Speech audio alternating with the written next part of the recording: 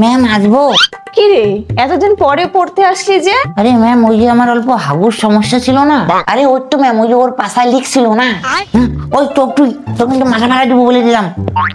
ওই যে ম্যাম বললাম না, ওই আমার হাগুর সমস্যা ছিল, ওইটি অল্প ডাক্তার কাছে গেছিলাম ডাক্তার দেখাতে। তো কি বললো ডক্টর? ওই ডাক্তার তো বললো আমি বলে অনেক খাবারটার মতো অনেক বেশি খাই, তাই বলে পেটে অমন হয়। ডাক্তার বললো অল্প খাওয়াটাও কম করে দিতে, তাহলে ঠিক হয়ে যাবে। ও আচ্ছা, ঠিক আছে তাহলে বস। হ্যাঁ ম্যাম, ওই আমার থেকে অল্প দূরে বসবি, আমি তোকে ভরসা করি না।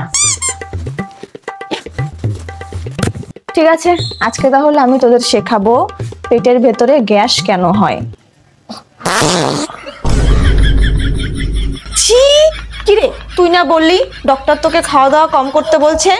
আরে ম্যাম ওই যে ডাক্তার তো বলছিল দিনে 2 বেলা কম খাইতে, 1 বেলা একটু ঠিক মতো খাইতে, আমি তাই সকালবেলা একটু বেশি বেশি খাই চলে আসে, বুঝছি। কি ছেলে রে, ও ম্যাম ওকে ভাগাও তো টিউশন থেকে, আমার আর ভালো লাগে না, আমি থাকবো কিন্তু বাড়ি বাড়ি জিজ্ঞাসা। ম্যাম তুমি না চিন্তা করো না, আমি না ব্যাগে কাপড় নিয়ে আসছি, আমি তোমার ঘরটা মুছে দিচ্ছি।